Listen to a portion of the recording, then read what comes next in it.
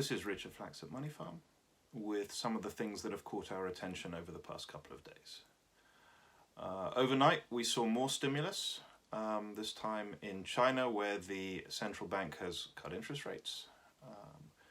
Again, part of a broader trend of both fiscal and monetary stimulus that we've seen over the past few weeks and that we're likely to continue to see going forward. At the same time, we saw estimates from the International Monetary Fund suggesting that the recession this year will be significantly deeper than was the case in 2009. The IMF is thinking about a contraction in the global economy of around 3%, compared to an overall contraction in 2009. It estimated at only 0.1%.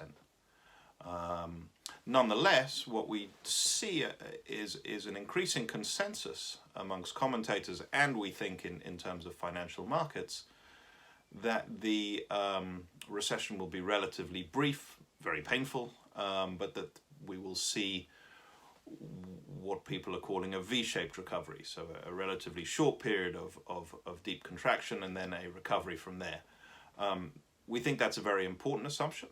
And it's one that we will continue to evaluate and test over the coming weeks, because we do believe that that's currently what's being reflected in equity markets, and it's an important and we would argue fairly optimistic assumption.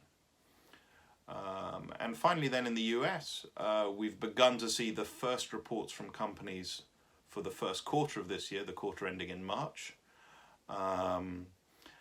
And the picture is still a little bit unclear. A couple of banks have reported and have indicated that they're taking on a lot of provisions for expected losses.